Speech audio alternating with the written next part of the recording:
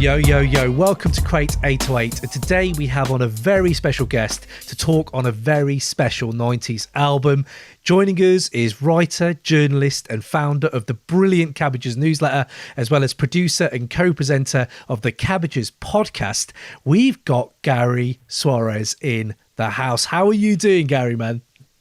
I'm great. How are you doing today? I'm good, mate. All the better for having you on, man. I've had this locked in for a minute. I've been like, yeah, I can't wait to have you on, and I love your work, and the newsletter is amazing, and just to sit here and just talk about a bit of music with you, and also, you know, about an album that, you know, a lot of people have talked about generally already. I feel Kool Keith, Dr. Doom's First Come, First Served from '99. But before we dive in, I've got to ask you what I ask everyone who comes on, Gary. What's the least hip-hop thing you've done in the last 24 hours, my friend? Other than agree to be on a podcast? Okay, you win. Yeah. I think it's to drink this, which is an Amaro soda. Nice. Quite nice. Okay. Casamara Club. I'm not endorsing it. They're not paying me anything, but it was in the fridge. You know, we typically have some good stuff in the fridge, and you know the time difference between when we're recording this and where I am. It's like it's 2 p.m. here, so I'm not quite at that point of the day where I can start gobbling edibles and drinking tequila. So a nice non-alcoholic beverage, Amaro-based beverage is Amaro, nice. I like that. Okay, I like the fact that you went with the edibles later on in the day. I think sometimes earlier in the day they also pose quite a good obstacle course generally throughout your day. But yeah, they're not. I've never found substances to be conducive to my work in any way, shape, or form. So yeah, I do all my substances after the work is done. I like that. Okay, Gary, man, love that. Well, Gary, when we talked about like doing this podcast, and we talked about what albums we would like to talk about, I gave you a little bit of a short list because this was kind of a bit of like is this a hidden gem album? It might be a little bit to a few of the listeners out there, but also for a lot of seasoned heads, it clearly isn't. It's a cult classic, I would say, or a classic. So I just really wanted to know what made you pick this one out, and why Kool Keith was an artist you were interested in talking about generally. I mean, this is a special record, and that's probably the first thing to really talk about. Like, there are a lot of conversations that happen, and I think that's great about kind of 90s hip hop albums. And I know that's a focus on your show, and you've done a lot of episodes about that. You've talked to some great people, and Kool Keith is often harder to pin down. People do get to interview him. I've gotten to speak to him in the past year, which is great for the newsletter, and others have gotten him over the years in various times. But like when this album came out, in 1999, it was such a great opportunity for journalists to get into the head of somebody who over the years became harder and harder to pin down. And that's because he had that, Rough House Sony Columbia deal for the Black Elvis project. And because of that, he did interviews. And so for me, it's interesting to go back to this record, not just as a listener, but as a writer, as a music journalist, to be able to say, okay, like I can get context on this. Whereas like some of the later stuff that he's done, he's less inclined to be doing an interview. He does a lot of stuff that's just kind of, you give him beats, he sends you back some verses, and that's it. And he washes his hands of it. It's the nature of the beast, but he's very open at this point in his career in 1999, and he's very available, or comparatively so. Yeah. And so when you have an album like this, which is like kind of, I would use cult classic, I think is probably the best way to, that way we can really hedge there and say classic, because it didn't sell a ton of records. Like it's not, let's not pretend that it's in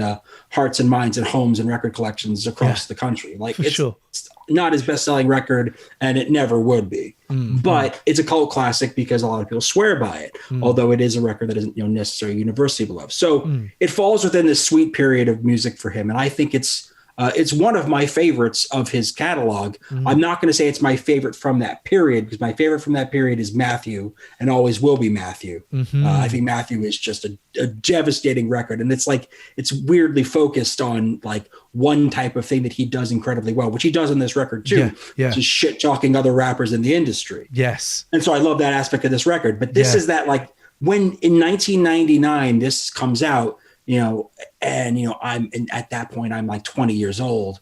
So it's like horrorcore, very interesting to me, coming off of, being a kid listening to Gravediggers, Yeah. and a record like this where like he disses the Insane Clown Posse. So like already I love it. I know I'm jumping in, but the point is like there's so much to this record and there's so many layers and levels to go through with it that of the list that you sent me, it's like, well, I have to talk about this one. I can't lose the opportunity to talk about First Come, First Serve. Yeah, that's really interesting, man, because just coming from a shared experience, I don't remember having that shared experience as much as you have there. So my experience of it was, this is the first ever Kool Keith thing I ever heard, apart from Smack My Bitch Up by Prodigy. I mean, and I knew he was like sampled on that, but that was the biggest thing. I'd never really listened to Ultramagnetic MCs, and this was the first thing, and I was like, this guy's incredible. Like, and I'd listened to him after I heard Dooom, so it was like, oh my god, it's something that I can kind of, I'd already been acclimatized to weird sounds, space hip hop or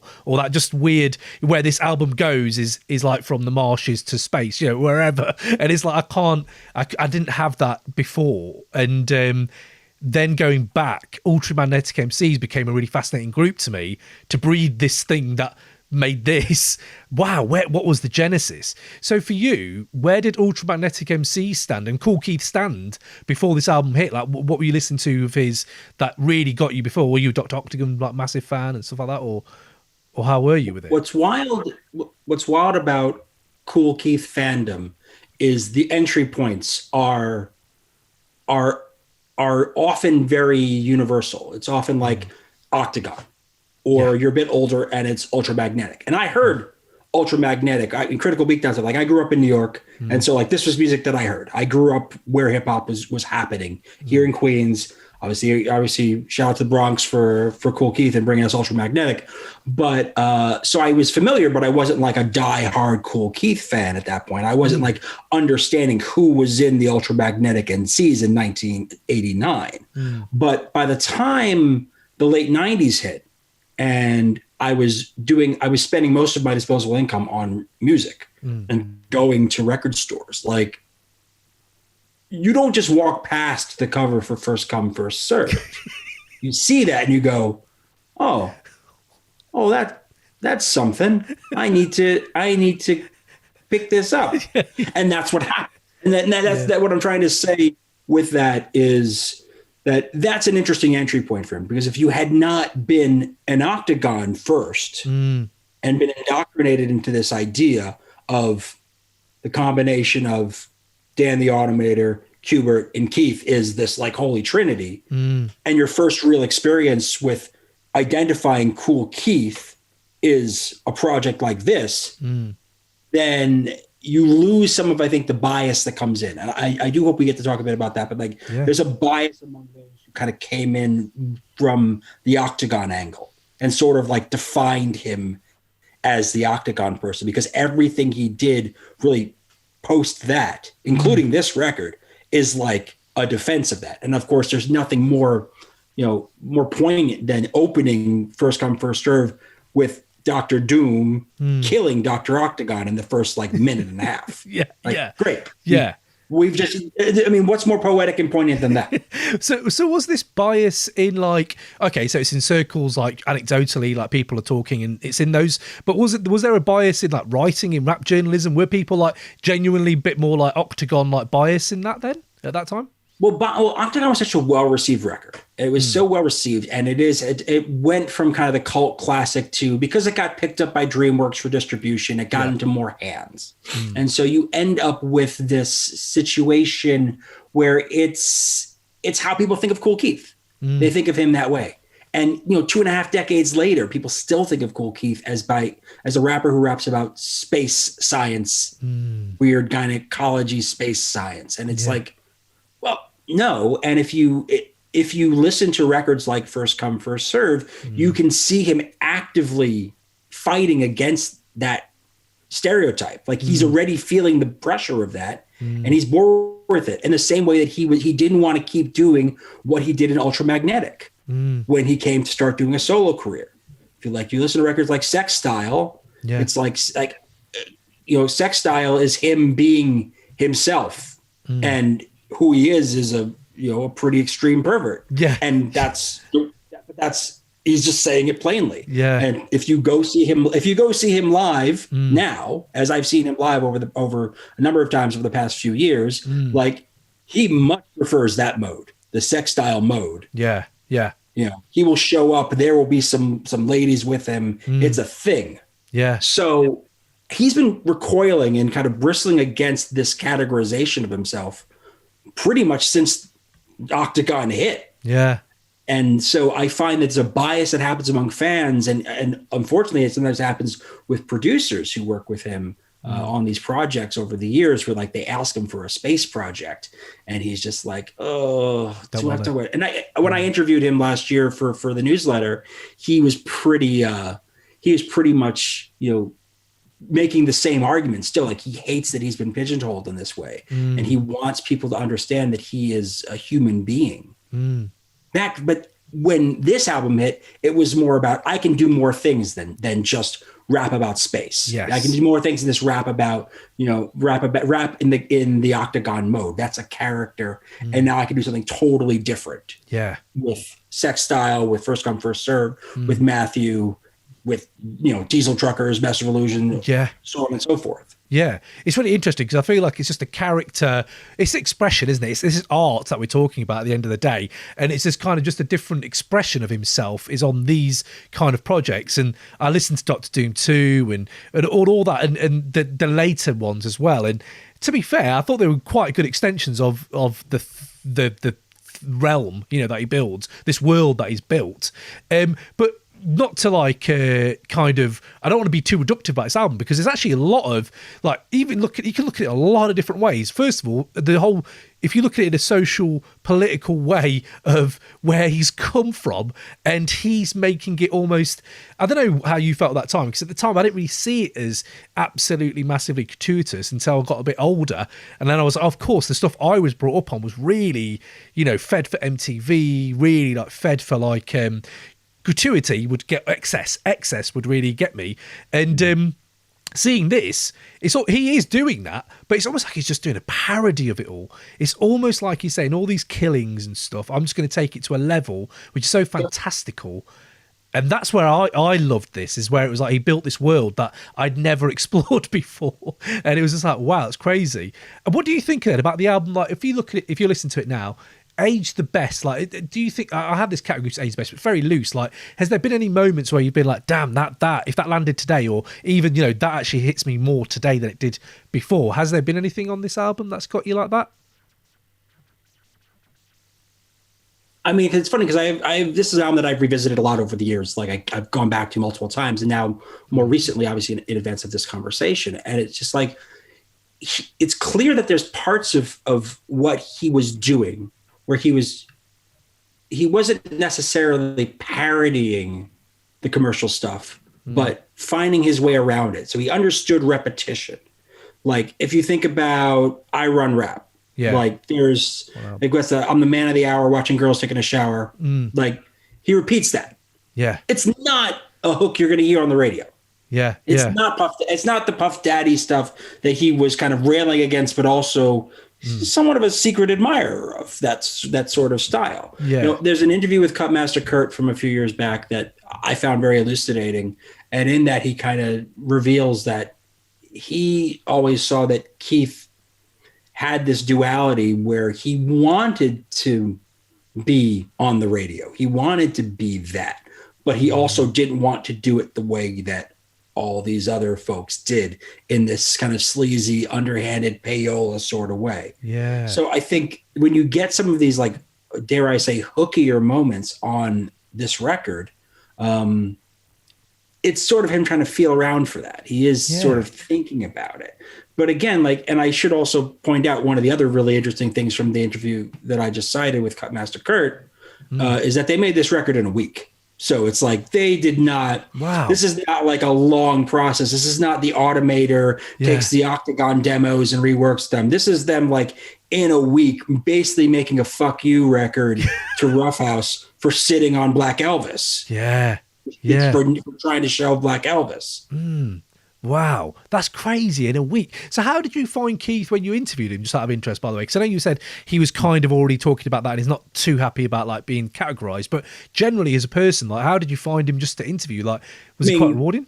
I mean, you're talking to an amazing artist. You're talking to somebody who is like a prolific artist, who's a creative person, who is a nonstop creator. And whether or not we like everything he does or it connects, he is genuine and interested and down to earth, even if he is, even if he's quite chatty, repeats himself, fixates on certain things. Like one of the big things that came out in that conversation was his complete distaste for the Dr. Octagon reunion record from a couple years back. Right. Yeah. Where he basically felt like Automator got his participation, recorded his stuff, and then completely reworked the tracks. And he hates how that record came out and doesn't like how it was presented.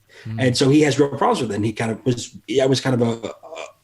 he really ground down that point with me, which I appreciated because it gave me some insight. And obviously for those who, admired the Octagon project, they could get an understanding of why he had such an issue with it. So I found it to be a fantastic interview. We spoke for about an hour.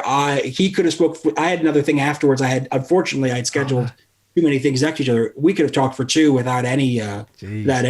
Like it was no question he was unafraid to talk about, and he was happy to just be able to speak his mind. Yeah. Yo.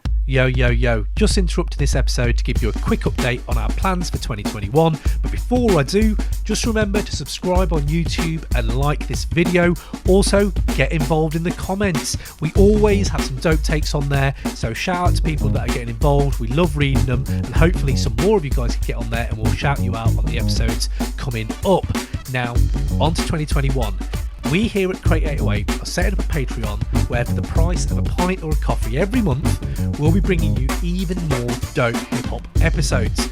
Simply go to crate808.com, subscribe to the newsletter, you'll get all the updates on our plans, but as a taster, each month we're thinking of bringing you 90s rap hidden gem album reviews that you can vote for. So if you enjoy people like Master Ace, Diamond D, The Lynch Mob, Paris, Big Noid, Blase, we'll be doing a lot more of those.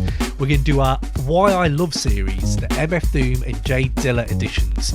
Each month we'll bring on a guest and dig into why they love a certain Dooom or JD track, and then test that love. How deep is that love? So expect some nostalgia right there. Next up, Wu-Tang Chronicles, Ghostface Killer Edition. We're aiming here, I don't know if it's going to be good or bad, but we're aiming to go through every solo Wu project, and we're going to start with Ghostface catalogue. So we're going to go in, we're going to talk about the music, we're going to talk about the fashion sense, and just some of the amazing bars he's dropped in that career. So you can expect that as well. And then for every patron who comes on, get your name on the credits, the Crate 808 credits, and in our Hall of Fame. So that'll be, I don't know how that's going to look right now, but we're going to give each of you a little bit of shine and a shout out on the show. And the Griselda Marathon, I want to do it. If we get enough patrons, we're going to do it. We're going to go through every single Griselda project and really let's dive in, yeah? So get involved. Hit up crate808.com, subscribe to the newsletter, as well as the YouTube and the podcast. Now, back to the episode. Well, that's really about Kool Keith, right? Like, I know this is a bit of a abstract question, so maybe there's not a real answer to it, really. Yeah. But like in the rap kind of universe, what space does he occupy? Because he kind of is a really like outstanding talent. Like there isn't I don't know. I can talk about Ultramagnetic MCs and maybe like think, yeah, I can see what space they were coming from and going to. But with Keith, it's very, like you said earlier at the top, it's really hard to nail down, I feel, maybe. Yeah, I mean, the thing to know about Keith is that, like, what he was doing when he was doing it back in the 80s was exceptional. What he was doing back in the 90s was pioneering.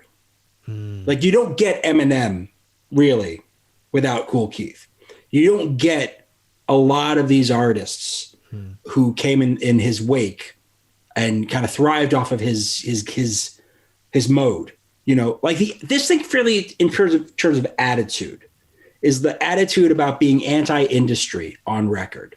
And plenty of indie, MCs back in those days would make a little snipe at things here and there on record, or they would say something in an interview. And it was such like, a lot of it was snobby bullshit, but it was also like, if you've been burned by the industry, like you had a record deal and then you got fucked and now you're like, well, now I'm independent. So, well, this is all bullshit. There's that. But like Kool Keith raged against it in a way that like was fun to listen to and entertaining.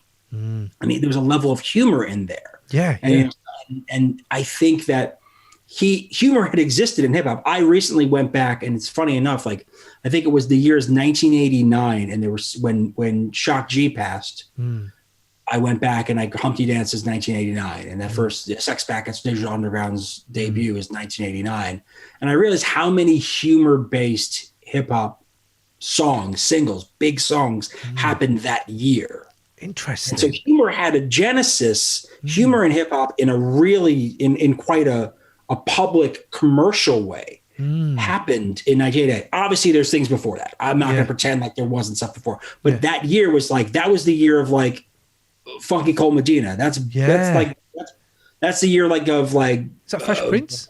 Yeah. I mean, I think Fresh Prince, I think you might have, it was 1990 is he's the DJ on the rapper. Right. Yeah. In 89, you had like tons of records that were kind of playing at that. And I feel like Keith maintained that spirit after a shift, and particularly in New York, a shift where a lot of New York rappers were focusing more on speaking the truth of what's happening in their communities, speaking to their bona fides, speaking to them being dealers, hustlers, gangsters, like, which is fine. Keith, however, like, was who he was and is who he is. And I think we get some real insight into who he is on this album in particular. There's a few tracks where he really gets autobiographical, but what I think happened is that he maintained that presence, that when you were a kid in 1989 and you heard those funny songs, you saw the Digital Underground video and saw Humpty Hump on TV, like you connected to, even if you respect what Jay-Z was doing, but you were a kid from the Midwest and had no context for it. Or you obviously you thought Biggie was amazing and you loved what he did, but like you didn't understand it. You'd never been to these neighborhoods. You had no connection to this stuff. You didn't grow up where these people grew up. Like Kool Keith, even if he's talking wild bullshit, it's about roaches and rats and poisoning your beverages. You're like, whatever he's doing, you're like, oh, I understand that. I can connect that.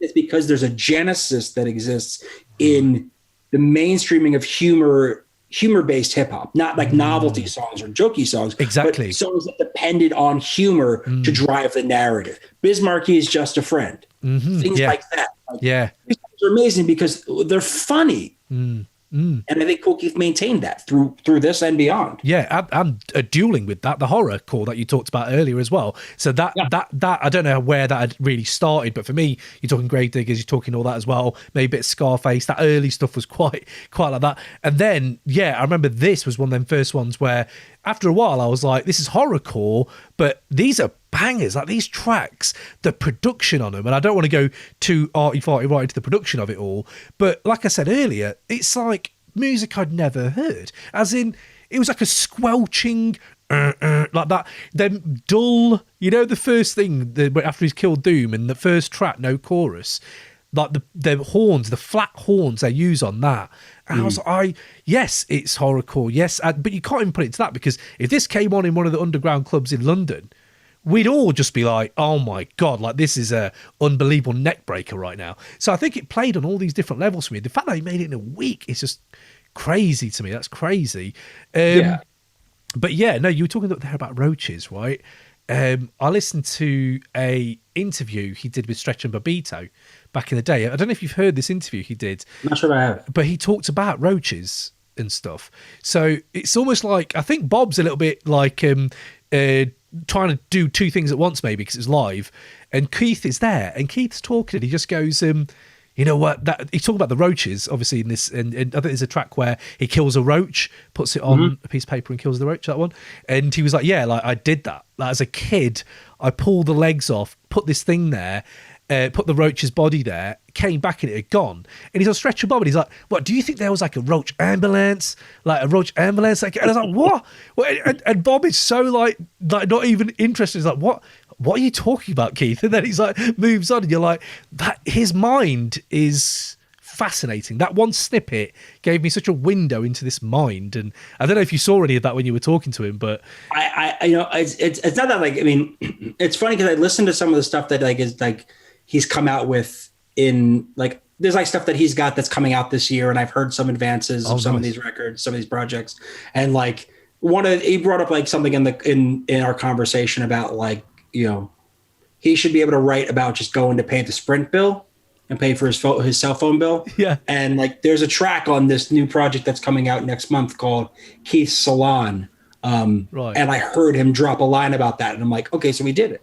Wow. Did it. Wow. Did it. Yeah. Like, I know he recorded this stuff in the past year for this record. And I'm like, oh, he did. He actually decided I did rap about going and paying my cell phone bill. Like, it's brilliant that he's doing that. Yeah. But, you know, like, and obviously, like, you know, with going kind of the Stretch and Bob, it's just like he goes back with those guys such a long way. And he goes back with Bob because like the first record that Fondle ever put out was Cenobites, which was a Kool Keith project. So like he goes back to like, cause when I wrote about this album for the newsletter, I kind of was trying to answer the question of kind of who came first, Dooom or Dooom. Yeah. You know, and the answer ultimately is MF Doom is the first, but I think that you're talking about a difference between a matter in terms of when the first MF Doom material came out, which was also on Fondle. Yes.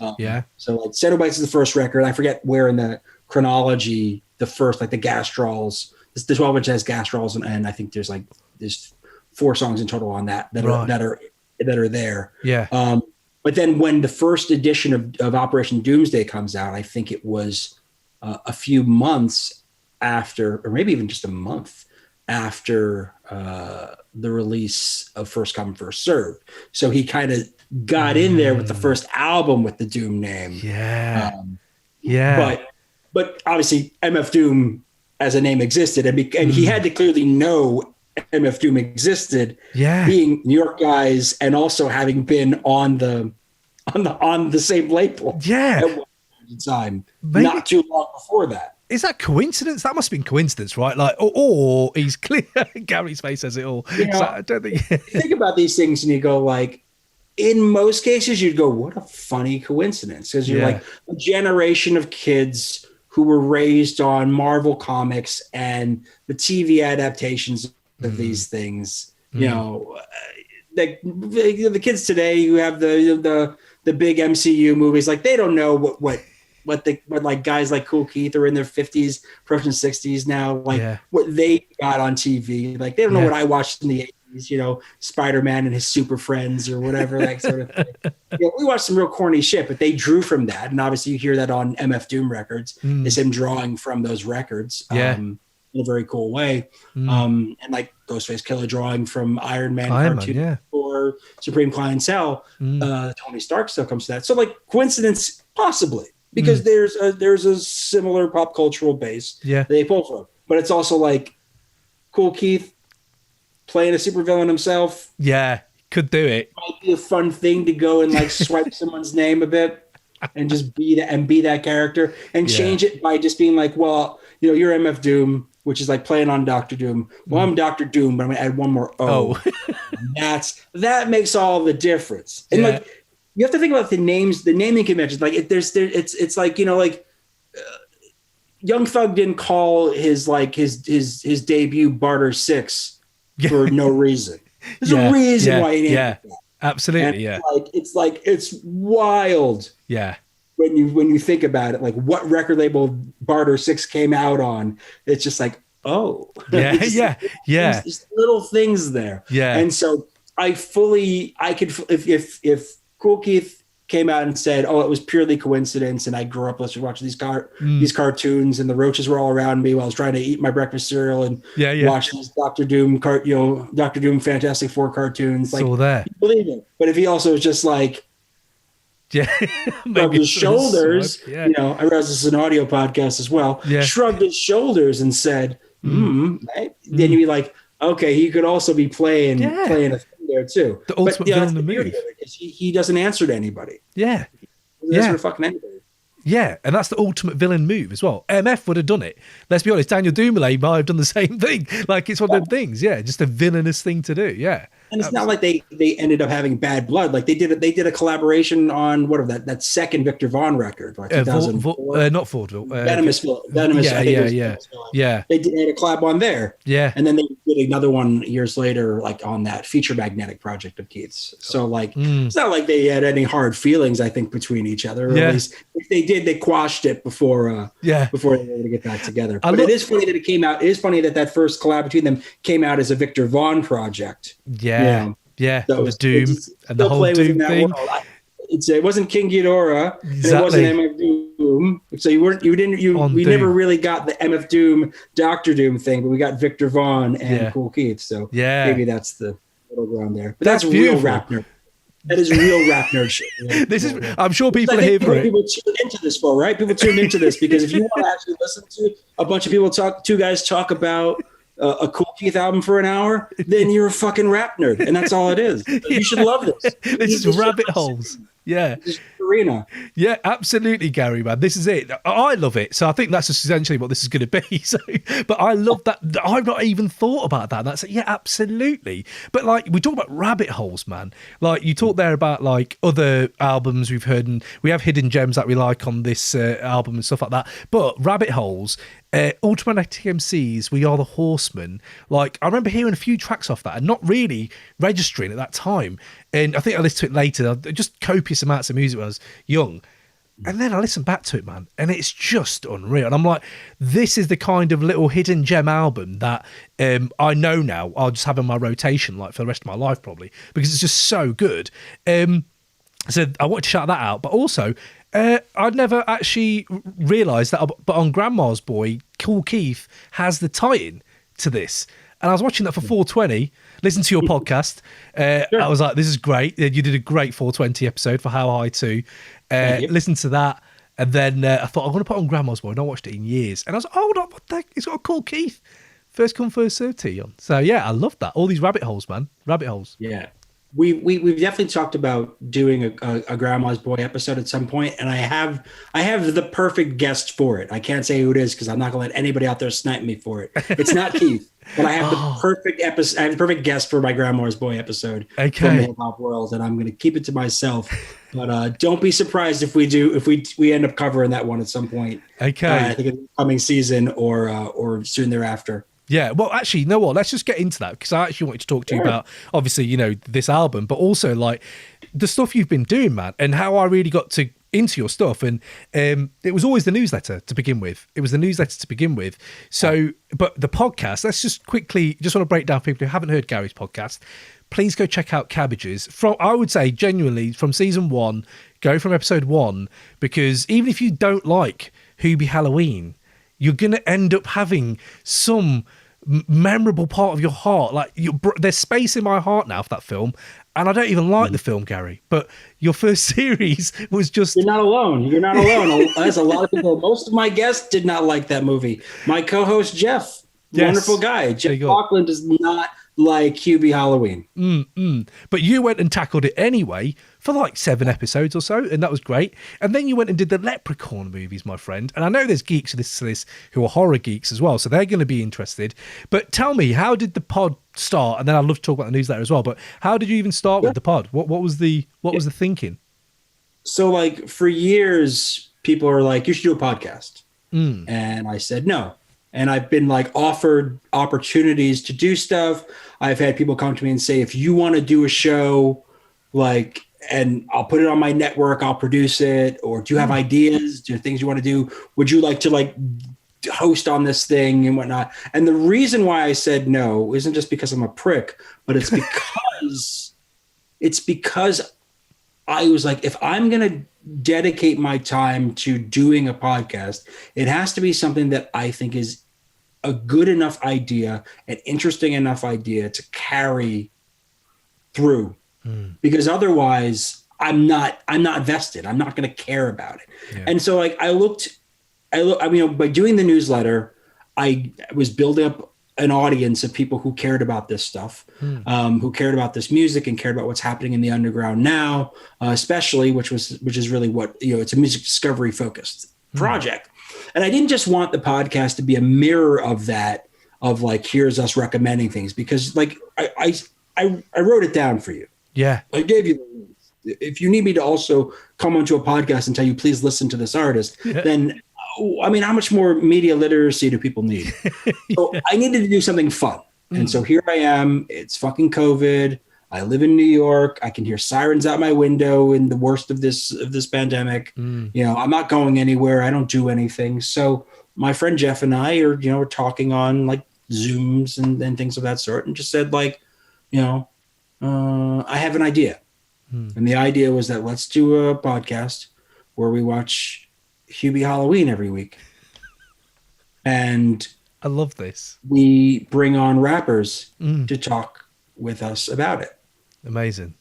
That was the basic premise. And I said, if we do one episode, we can stop after one episode if we want to. Yeah. We can stop after two. As soon as we say like, we are sick of this, we're done. Yeah. But what I and Jeff realized was like, we enjoyed doing this. We enjoyed talking about movies and pop culture stuff with rappers. And we learned too, we had some great guests in that first season. Like we had Michael Christmas on the first episode. We had Fat Tony on, and we talked to him about The Simpsons. We've had great, amazing people on both the first and second seasons. And what we realized as we were doing the first season was the guests were thrilled. The guests were happy, because most of the hip hop podcasts that are out there, and I'm not saying this as a slight to anybody in particular, but rather to everybody, is that most of these artists who go on these shows have a finite list of things they're meant to talk about. Yeah. Unless you have like a real career in which you might be able to speak about something a little more interesting, you're locked into this stuff. And then for independent artists especially, sometimes it's harder to get beyond those molds. Yeah. So we gave them a show and said, you just want to just talk about something that isn't music with us. You just want to talk about a movie with us. And that's how the Leprechaun season kind of came about. Like, this was Jeff's idea. I'll give Jeff credit for that. Like, it's like, let's just watch this series of films that has, in the latter part of it, a hip hop tie-in. The three films that were in the hood, films allow for, Ice-T stars in one, is one of the co-stars in one of them. And then Sticky Fingers has a cameo in kind of he has a cameo performance in the sixth film. So it was like, okay, it feels thematically worth doing. And then we said, okay, we're talking about a different movie every episode, but it's one in this series. And we drew people in because it was just like a novel idea to them, because it's just the same way that I don't want to talk about music with other music journalists when I'm not working. I don't want to talk about music criticism, and I don't want to do this endlessly because I spend so much of my time focused on it. Yeah. Artists, there's a part of these artists who do want to talk about their craft. Yeah. And I give them space to do that in the newsletter when I do interviews for the newsletter. But if I can just give you a podcast where you can just smoke weed and talk about a fucking leprechaun being in space for an hour, that is a pretty good proposition. Absolutely. Where's the big money, man? Like, if you come in with that pitch, we're going to do an episode with Namir Blade on Nicolas Cage. Yes. Yeah. Okay. That's fine. Like, okay, here's $5,000. Go do that. Like, where is that? Where is that money? But yeah, there's no as we both know, there's no money in podcasting, and so that's just the reality. So that's I don't do the podcast for money. I do it because it's fun. I do with my friend, and I like that it's an ancillary to what we're doing in the newsletter, which is a place where I do make money for sure. And the reality is, like, there are things that I want to do, and I do want to grow this podcast network, and there's some stuff in motion that will make that happen. But I'm not looking at this as a I need to sell ads and I need to like, actually what we incorporated ads into the season, and really all they were was we asked somebody who wanted to advertise their podcast and said, can you throw $50 at a food bank here and we'll match you. That was what we asked you to pay. That's what we asked you to pay for an advertisement. Like, let's raise some money for people in need. And like, the communities that we are in, Jeff is in Brooklyn, I'm in Queens. And like, that was our mentality. Cause I'm not trying to like nickel and dime somebody to go on and give me money just so they have access to my audience. It's antithetical to what I've been trying to do. Like, I'm not looking for a venture capitalist to buy Cabbages. I'm looking for readers and consumers to subscribe, pay their $7 a month and be a reader supported venture. That's what I want it to be. I don't want to be beholden to advertisers. I'd rather be beholden to readers who care about what we're doing. Yeah. And when I say we, I mean, other than the podcast, me. Because this is me, myself, in this room doing exactly that. Yeah. It's a fascinating place to be at the moment, I feel, because I don't really know where the future for any of this, for the newsletters or podcasts, is going to go. And you can, predict all you want. But for you at the moment, are you happy doing it then? Are you quite happy doing it? Because it feels like quite a good space to be in, right? Not to be beholden to anyone is a big thing, I feel. Yeah. I mean, like, it's funny because I've been doing this for a long time, not the newsletter, but I've been writing about music for a long time. I'm in my second decade of doing this now. And I'm in a good place where I've been lucky enough to get into some really good places. I've had bylines in pretty much every publication I've ever wanted to be in, and some that I have never wanted to be in, which was just kind of nice to have. And to be able to kind of work outside of the pitching process is nice, because when I first started, I had a lot of freedom, partially because I wasn't getting paid. Yeah. It's like, write what you want, create content. Yeah. Before we called it content creation, I would write reviews, and I was a critic first, and that's always how my brain works and how I approach things now. But then I started writing about hip hop at the Quietus in like 2013, I think, maybe 2012, and where I had pretty much carte blanche, where it was like I had a column once a month, and I could basically write about whatever I wanted to write about in the column. Yeah. And it was like, I want to write about hip hop. And it was within the realm of hip hop and generally focused on American hip hop. And that was really where it was. And I loved that freedom. And I couldn't pitch that column today to any publication if I tried. Yeah. That the landscape has shrunk. The aspects of how you monetize have changed. Every hip hop blog is fucking terrible and writes about the same shit. It's fucking boring. It's like, I'm not competing with them. Cabbages I'm not competing with Complex. I'm not competing with Hip Hop DX. I'm not even competing with even smaller hip hop blogs. I'm not competing with them. I'm doing something that I recognize doesn't exist anymore in the market, which is a music discovery based publication that has a tone of voice to it. That isn't just press release regurgitation. If you subscribe to the newsletter, you're going to get my opinion on some shit. You might disagree with it.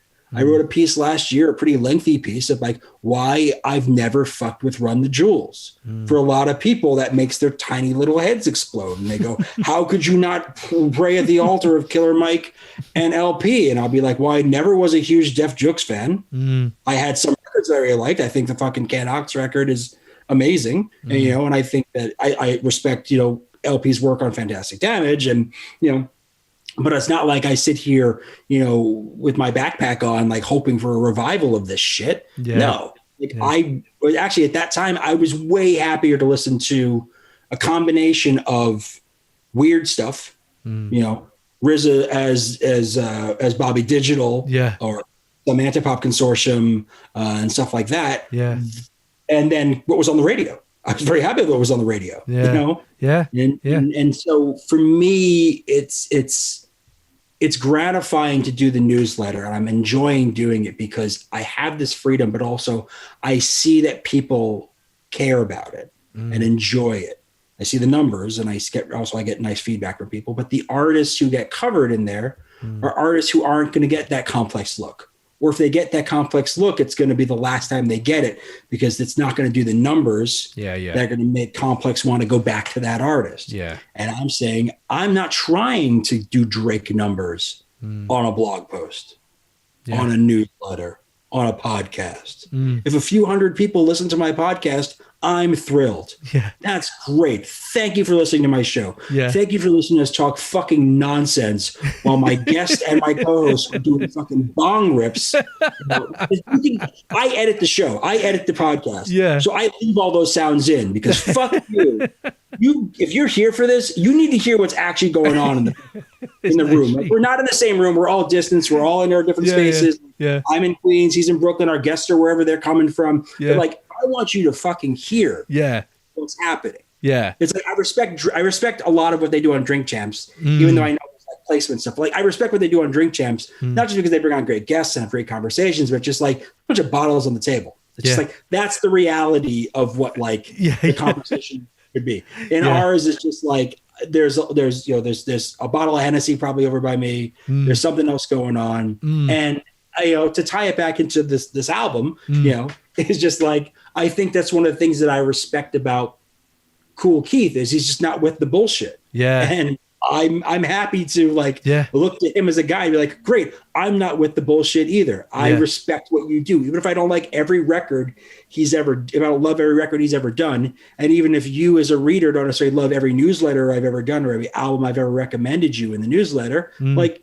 for the most part, you're going to respect me because 100%. I am doing something that's not answering to this fucking industry. Yeah. But on that though, Gary, when you just tied it into this album, on another level as well, this is coming from a level of someone who discovered your work just through podcasts or whatever. When I think of what you've said as music discovery, this album I discovered via the cover mainly as an advert and thinking that I've lost that now. When I have everything now I want to listen to, I need some curation, and Spotify playlists are not it. And I'm sorry, but the person who's curating those playlists isn't me.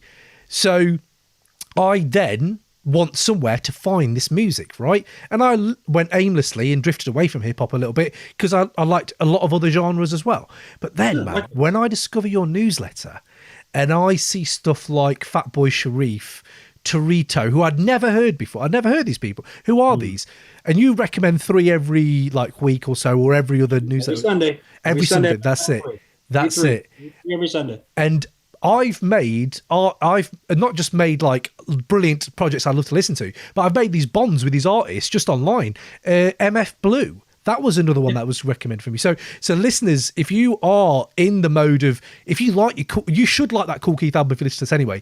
But there are so many artists who are pushing the boundaries to what you can do with this art form, like Keith was in these newsletters. So yeah, Cabbages, just for that alone, man, you've done it. Your job you wanted to do is being done. So yeah, the music discovery is right there, man. Thank you. Appreciate that. But Gary, I was going to say actually then, we can't not talk about this album cover before we go because because now we go back to when this album came out and here Kool Keith is railing against the industry, and it's also an interesting time in the industry where the South is starting to rise beyond the coastal supremacy that existed in hip-hop for the longest time. The South always thrived in the South. Talk to these artists who you talk to artists from Memphis, talk to artists from Houston, you talk to these rappers and producers, and they'll tell you what it was like in the 90s. And they'll tell you how artists came from New York and LA to steal their swag. Or to try to get some essence from each of them. But by 1999, we're talking No Limit. We're talking Master P. We're talking Cash Money. We're talking 3-6 maybe as well. Maybe we're 3-6, for sure. 3-6 for sure. But getting into the mainstream consciousness, selling records through both through stores and then setting up distribution deals with major labels and absolutely blowing up in these other markets, in these northern markets. So Keith going and having a cover made by Pen and Pixel, at least according to the credits. I'm willing to, again, because I know that we could be trolled, but in the credits on the actual album, he credits the cover artwork to Pen and Pixel, who did all those Master P covers, did a lot of all that stuff, like for all those artists, those classic things, who did that stuff, because it's got the name of the public, it's got the name and it's got their phone number. It's got Pen and Pixel and the phone number on there. That makes me feel reassured it actually is them, because it's not just a parody of what Pen and Pixel was doing. No. It was almost self-parody of it. And it, even more so than that, it was a subversion of what those things were trying to do. Kool Keith has a rat burger in his hand. There is a giant roach on one side of him and a gorilla on the other side of him. And I think in the middle is Kool Keith holding the rat burger at you. Now, in today's music culture, where you're looking at Spotify or even Bandcamp, like, you're squinting at a little square on your screen. But if you walked into a cool record store in a good city, in a city that had like a scene that could support a good record store, and you walked past that, you stopped, because you're like, what the fuck is that? Even if you had no idea who Kool Keith was, you understood the Pen and Pixel aesthetic because it existed. Yes. And whether you fucked with what Master P was doing or not is irrelevant. You understood that aesthetic. And he hit right there with the strangest fucking version of that. Yeah. And there's been other versions of Pen and Pixel covers that are funny and feel like parody, but nothing tops how grotesque and hilarious and perfect that cover. Nothing. It's the best. I love that. It's one of my favorite covers of all time. It's not even, it's the fact that it's almost like a pastiche. It's almost like they just stuck it on. Like that cockroach is no subtlety. It's just, I'm just chilling right here. It's so abrupt. I think it's just disorderly. It's so disorderly. I love it. But then a lot of this album is disorderly, man. Like, I think it is.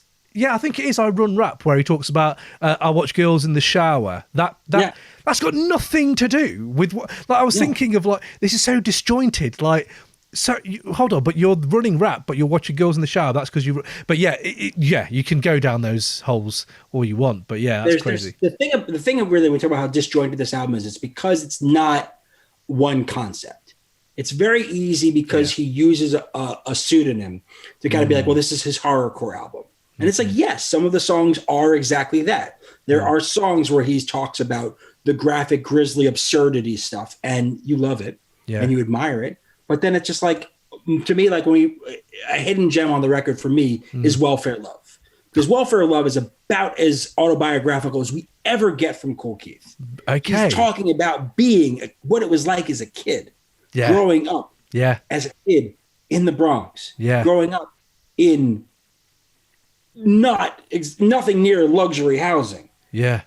Rodents being a problem. So when he tells a story of Stretch and Bob about pulling the legs off roaches, it's just like, because that was what was happening. That was what was around him. Yeah. Like, you grow up with that shit. Like, if you've grown up in New York, you experienced some of these things in one way or another. And for some people, they experienced it in a very, very real way. But Welfare Love plays up not just the idea of being a broke kid, but also brings into his his adolescent and now adult obsessions with pornography. Yeah. And that's something we're getting this kind of this synthesis of who Kool Keith is. Is he grew up under these circumstances. And then when he was given the opportunity to be an artist and to make some kind of money off of it, and this is something that Master Kurt talks about as well, is that Keith would spend advance money on pornography. Yeah. And he would spend, and when they were just like, before they had anything really, he would just constantly spend hours in porn shops in New York City or in LA. When they did this record, I think he was out, they recorded this one in Santa Monica. So he was already out in California by that stage. But like, these were his interests. This is who he was. And so, like, it's just so funny when you think about how people define him by Octagon, or when they look at a project like this, they go, it's a horrorcore project. It's actually not. It's disjointed because it's a lot of ideas being thrown into one project. Again, as a fuck you to Roughhouse, Columbia, Sony for sitting on Black Elvis, which he recorded in like 97, 98. Yeah. And basically, apparently the story goes that, like, they basically brought first come, first serve to Sony and said, like, what are you going to do? We're going to put this out. Yeah. We're going to put this out. And they were like, well, it's under a different name. So it doesn't, like, we're not going to make a thing, and we're not going to make a big deal about it. But it's just like, oh shit, this is like disgusting. Yeah. Like, yeah. And look, there's stuff on this record that's, that has aged horribly. There's homophobic stuff on here, which, has not exactly gone entirely away in his work over the years. Like it's a regrettable aspect of it, but it also is thinking about generational mindsets. Again, not making excuses, but recognizing that there's some of the stuff on this album that ages badly because it's cringeworthy to be like, oh yeah, you really were using gay as an insult and homo as an insult and using the F word and all things like that. You really were like being terrible in how you were conveying that.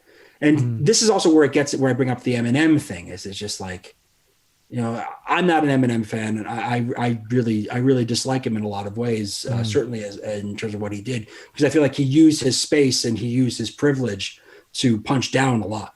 And that happened in his work, and there's homophobia latent in a lot of those records that people call classics. And I mean, that's unfortunately the lot that we're in with being hip hop fans, is that some of our favorites are going to include some pretty terrible, awkward moments that we can't justify. Other than say, well, it was like that at the time. Here we are in this time, and there's still that. So I think not to really go off on that tangent too far, because we are celebrating a record, but it's like, I don't want anybody who checks us out of curiosity to put on this record and not be prepared for that. I think in 1999, we weren't attuned to it. We were shitty.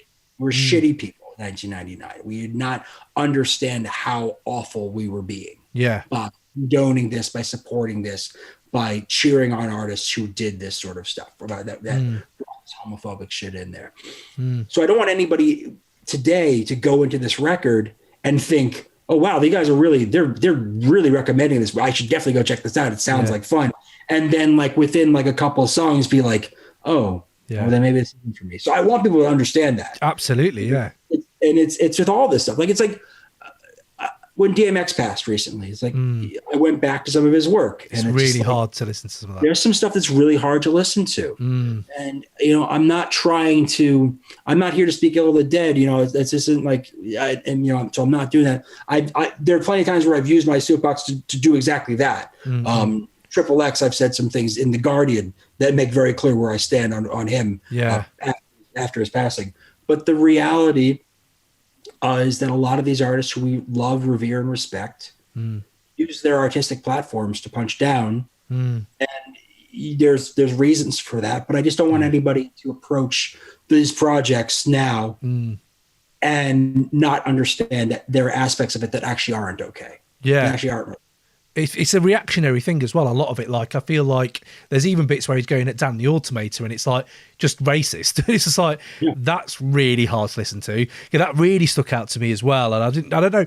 Again, it's like you said, you can reason and talk about this situation, why it is like that. But I'm glad that you brought that up, man, because I feel like there are people, younger people as well, who listen to these podcasts and they're going back to these albums, and just as a caveat to all this stuff, a lot of it is problematic. A lot of it is. And absolutely, man. Like, Leave Me Alone is one of the best songs on the album. And it's such a great, it's another autobiographical thing where he's really speaking about his place in the industry and his frustration with it. But like, then there's stuff about like, he brings up like Chinaman. Like, brings up shit in that song where you just go like, you lose me now. But the argument is, would you have lost 20-year-old me then? Exactly. For saying that? And that's what's fucked up. That's what's fucked up, is recognizing that was of its time, and that it was of like a sophomoric mindset as a child, as a kid, barely, not even old enough to drink in the US. You guys have it easy over there. We accepted things that we shouldn't have. And I think as we deify these artists in life, which is when we should, and after they pass, as has been the case, especially of late, we have to think about these things. We can't ignore the fact that like there's some stuff on that Black Rob record that does not age very well. The biggest Black Rob record as well. It's just what's there. So like recognizing that going into this, I think that we need to tell everybody stories, and I think we need to do that. But I think we also have to provide as journalists, podcasters, however you want to categorize yourself within this media system, is that if we're going to shine a light on the stuff that we like and advocate for it and celebrate it and provide knowledge about it, we also have to be transparent in what these are and where they came from, and at times go deeper into why they are the way exactly. Having a bad experience with Dan the Automator or being resentful of Dan the Automator should not lead you to be slurring on the record. But here we go. And it's like, it's not as if like, oh, it's just of its time. Like there's Wiz Khalifa records from 6 years ago where he's talking about eyes Chinese. And it's like, you still don't get that. That's kind of fucked up, man. You still don't fucking get that's kind of shitty. Or like for me, as a Latino, it's just like, I go, all right, I listen to some of the shit that comes out with these artists, where it's like every fucking, these non-Latin artists talking about stuff in their lyrics, about Latin culture in their lyrics, and it's just like taco burrito bullshit still, or like, like there's still a lot of this like stuff, and it's just like, you go like, what the fuck? Do you think it's getting to a place where it's getting a bit more? I don't know if it's just me, but I'm not hearing it as much. But maybe it's the artists I'm listening to. Maybe I'm not really listening to like. I don't know. I don't know actually, because Rat Ferrara, I'm listening to that. I'm listening to Armand Hammer. I don't hear it. I don't know. I don't know if it's just me, but I don't know if it's getting easier on the top level, like the most commercial level. Like, is it? Because I think that's what kids listen to early, right? Is the commercial stuff. So I don't know if it's getting better or what. But there's more pushback now. I think the difference is there's more pushback, and unfortunately, it gets all tangled up into people's perceptions of what it means to be woke or canceled. And I mean, honestly, I think people have such a tenuous grasp of both of those terms and they've been weaponized in such ugly ways that it just like, somebody will say either in the comments of this show or whatnot, that like by us calling out Keith on some homophobic stuff, that we're trying to cancel him, or that we're just trying to be performatively woke. And it's like, first of all, go fuck yourself and listen to something else, because I don't need your time or your money if that's how you fucking think. But the other is like, no, we have to talk about the realities of these things. We have to talk about the fucked up shit as well, because like these aren't saints. We're not asking them to be saints. These aren't role models. We're not asking them to be role models. Exactly. But if we're going to talk about art, if we're going to talk about this music with a level of respect and understanding for it as art, then we have to be talking about the entire thing, not just the stuff that's easy to talk about. I'm glad the conversation we've been having isn't about like, oh, isn't Kool Keith funny? Yeah. Like, I can't fathom some of the ways in which, like, I hate Kool Keith fans. And for all of you listening, I fucking hate you people. You know why I hate Kool Keith fans? Because you want him to be something that he's not. Yeah. Okay. You want him to be something he was on a record 25 years ago. And I assure you, Kool Keith hates you too. He'll take your money gladly, but he fucking hates you too. What a way to end this, Gary. I can't think of a better way to end this. But you know what, though? I'm not even going to try to be like, make that like any lighter than it should. That should land quite heavy for people, I feel, what you said. Because I feel, do you know what? I've got a lot more hope in my heart now after hearing this podcast. We've been doing this for 2 years now. And you know what? There's more people like us in the hip hop than there are the 90s Timberland backpack crew who won't listen to anything else, or who do, the Elton John skits on Eminem's albums and stuff. Yeah, it's fine because he performed with him. Okay, no, that's a conversation. That's not we should really talk about that whole situation. But that's what I'm saying. I do feel there's a bit more underlying, and I hope people are willing to change and really hold these artists. We hold them up so high. I want to give them flowers, but let's really, really recognise where they're coming from and what they're saying, and how it lands, really. So yeah. And I'm not saying that we need to go and lambast an artist for what they did 25 years ago and hold it over their head forever. Absolutely. I'm saying if we are going to talk about this stuff in a serious way and shine light on their work, then we have to actually shine light on the entirety of that work. Yeah, absolutely, man. This is an album that is funny. This is an album that is challenging. This is an album that is problematic. This is an album that is autobiographical in places. And if anything else, this album is enjoyable.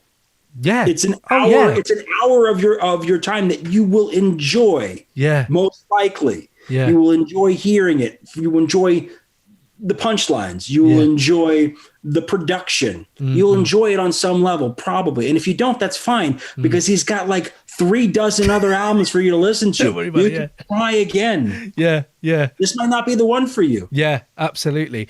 I talked about earlier, his trajectory of art is fascinating. It's a fascinating artist to even just talk about with you. And I'm glad I got to do this, man, because I feel like there are actual artists in this craft and machine. Sometimes it feels like a bit of a machine, I'll be honest, as a listener. So it's quite nice that there are these people. And again, Gary, just to reiterate a point I said earlier, I'm glad that you're highlighting more of these as we grow older, because it's just nice to see people out there doing this work and just expressing themselves in new and fresh ways, man. It's beautiful. It's a beautiful thing.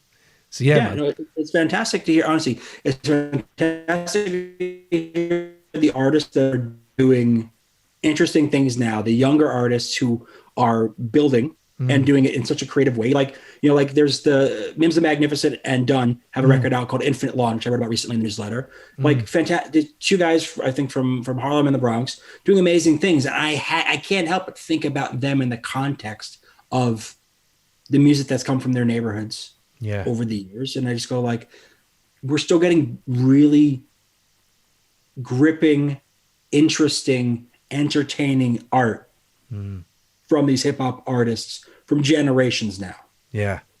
And I think that's fantastic. Beautiful. And I think the genre just grows in that way. And I think it's easy to get jaded and say like, oh, everything on the radio sucks. And like everything that I get fed from the algorithm sucks. And like, I'm so tired of that. It's like, you can be in your 40s. And I'm telling you, there's some guys in their 20s who are going to blow your fucking mind. Absolutely. And you're going to want to hear them. And they're not going to blow your mind because they sound like Talib Kweli. Yeah. They're not going to blow your mind because they sound like rappers you used to listen to. Yeah. They're doing it their own way, and they're interesting, and they're making great music. Yeah, man. Big up, man. Big up. Beautiful. Well, Gary, man, thank you for coming on. Thanks for having me. Before we leave, then, I have to ask you for what I ask everyone. And it could be old, could be new. This doesn't have to be like a new song or anything. But what's the last great piece of music you heard, like recently, where you were like, damn, that's amazing? Well, that Mims and Dunn record is definitely it. Okay, right. I think that's a fantastic example of great music that's happening right now. A lot of people have been giving me credit for Blue and Spanish Ran, the MF Blue record. And I'm like, if you rocked with that record, listen to me on Mims and Dunn. Mims and Dunn, Infinite Lawn. It's on Bandcamp. It's on all the streaming platforms. Go and listen to it and thank me later. Wicked. Love that. Well, Gary, thank you, man. Everyone check out Cabbages. All the details will be in the bio and all that. And until the next time, man, doors are always open. And just keep smashing it, man. Just keep doing your thing, smashing it. Appreciate you. Thank you so much. Thank you, man. Peace.